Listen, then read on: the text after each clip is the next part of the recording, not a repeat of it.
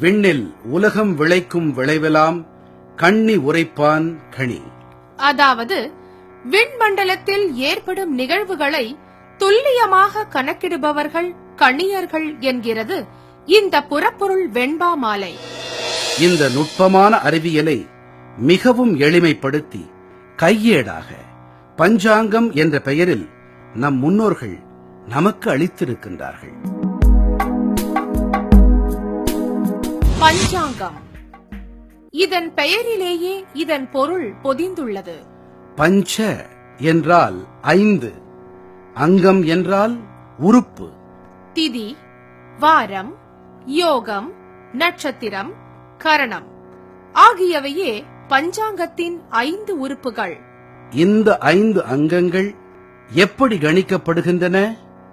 வாருங்கள் பார்க்கலாம். வாரம், காலத்தை கணிக்க நம் முன்னோர்கள் சூரியன், சந்திரன், நட்சத்திர கூட்டங்கள் மற்றும் பார்வைக்கு எட்டிய பிரதான கோள்களான செவ்வாய், புதன், வியாழன், வெள்ளி, சனி ஆகியவற்றை பயன்படுத்தினார்கள். பூமியில் உயிர்கள் வாழ ஆதாரமான சூரியன், அதிலிருந்து ஒளி பெறும் சந்திரன், அதன்பின் செவ்வாய், புதன், வியாழன், வெள்ளி மற்றும் மெதுவாக நகர்ந்து செல்லும் சனியுடன் 7 கோள்களின் பெயரில் வரிசையாக 7 நாட்களை அமைத்து வாரம் என்று பெயரிட்டனர். இந்த 7 நாட்கள் கொண்ட வாரம் பஞ்சாங்கத்தின் ஒரு அங்கம். நட்சத்திரம், சந்திரன் பூமியை சுற்றி வருகிறது. ஒருமுறை சந்திரன் பூமியை சுற்றி வர 27.3 நாட்கள் ஆகிறது. ஒவ்வொரு நாளும் சந்திரன் ஒரு நட்சத்திர கூட்டத்துடன் சேர்ந்து காணப்படும். இந்த நட்சத்திர கூட்டமே அந்த நாளின் நட்சத்திரம் எனப்படுகிறது. அரைட்டிஸ் பீட்டா மற்றும் அரைட்டிஸ் காமா என்ற நட்சத்திரங்கள் சந்திரனுடன் சேர்ந்து பயணிக்கும் நாள் அஸ்வினி நட்சத்திரம் ஆகும். இந்த திரையில் சந்திரனுடன் 35, 39 மற்றும் 41 அரைட்டிஸ் நட்சத்திர கூட்டங்கள் சேர்ந்து காணப்படுகின்றன. இந்த நட்சத்திர கூட்டத்தை நாம் பரணி நட்சத்திரம் என்கிறோம். இப்போது திரையில் பாருங்கள். சந்திரன் பிளியடிஸ் என்ற நட்சத்திர தொகுப்புடன் இணைந்து காணப்படுகிறது. இந்த நாளின் நட்சத்திரம்தான் கார்த்திகை எனப்படும்.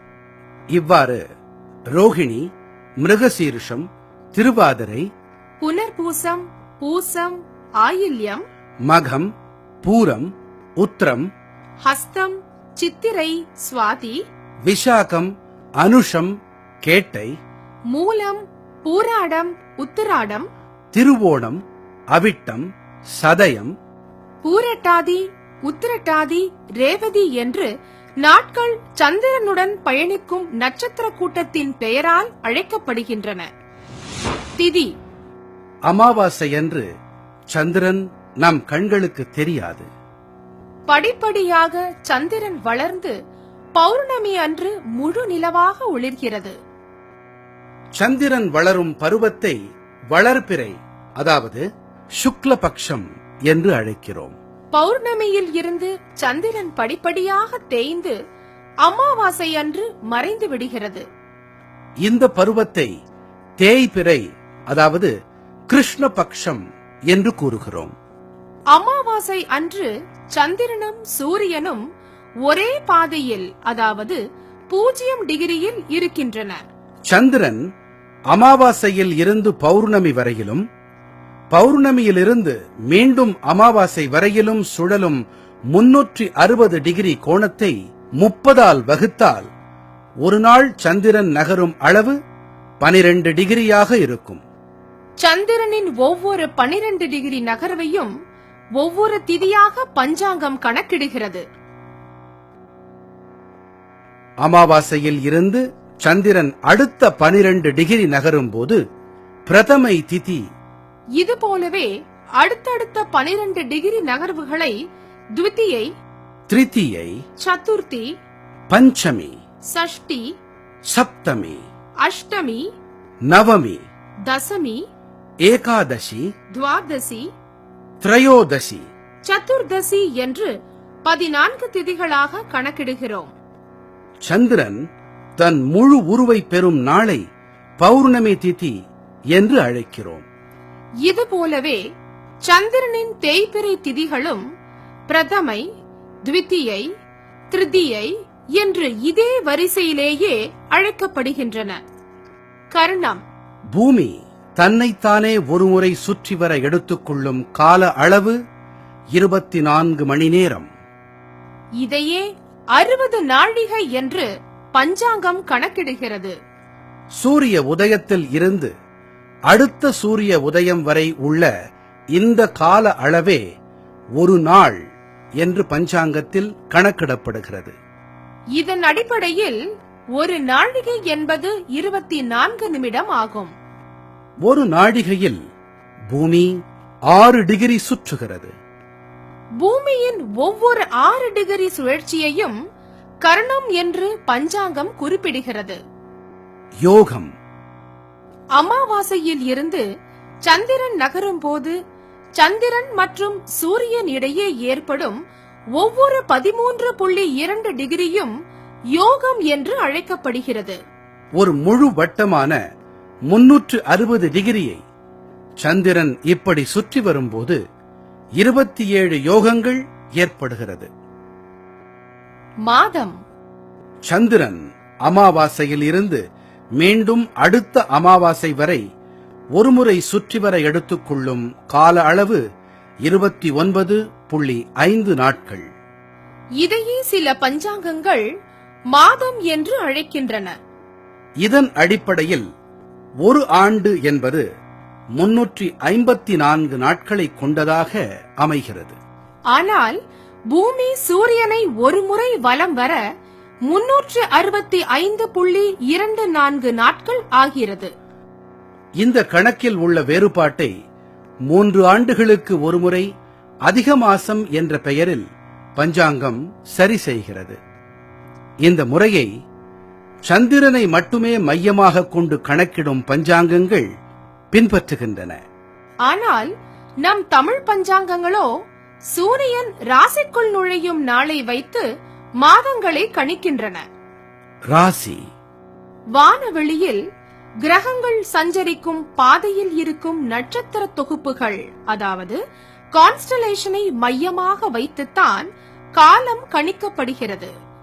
இந்த அடிப்படையில் இந்த பாதையில் இடம்பெறும் 27 நட்சத்திர கூட்டங்கள் தான் பஞ்சாங்கத்தில் நட்சத்திரங்களாக குறிப்பிடப்படுகிறது. இவை 12 ராசிகளாக பிரிக்கப்பட்டு அந்த நட்சத்திர தொகுப்பின் வடிவத்தின் பெயரால் அழைக்கப்பெறுகிறது. ஆடு போன்ற அமைப்பை கொண்ட நட்சத்திர கூட்டம் மேஷம், மாடு போன்ற அமைப்பில் உள்ள நட்சத்திர கூட்டம் ரிஷபம், மிதுனம், கடகம், சிம்மம், கன்னி, துலா, விருச்சிகம், தனுசு, மகரம், கும்பம், மீனம். இந்த ராசிகளில் சூரியன் சஞ்சரிக்கும் கால அளவே ஒரு மாதம் ஆகும். தமிழர்கள் பழக்கத்தில் இருக்கும் பஞ்சாங்கங்கள் சூரியனை மையமாக வைத்து மாதங்களை கணக்கிட்டாலும் பௌர்ணமி அன்று சந்திரனுடன் பயணிக்கும் நட்சத்திரத்தின் பெயரிலேயே மாதத்தின் பெயர் அமைக்கப்பட்டுள்ளது.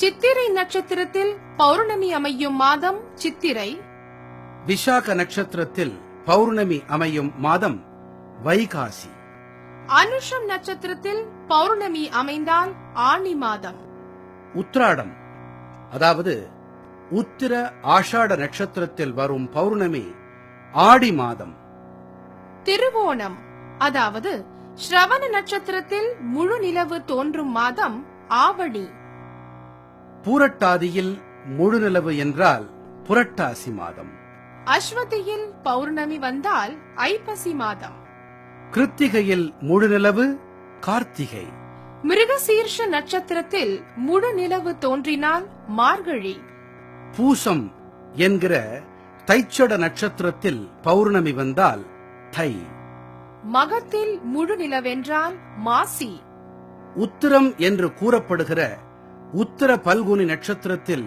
பௌர்ணமி வந்தால் பல்குனி அல்லது பங்குனி மாதம். இப்படி முழுநிலவு தோன்றும் நட்சத்திரங்களின் அடிப்படையில் மாதத்தின் பெயர்கள் அமைந்திருக்கின்றன.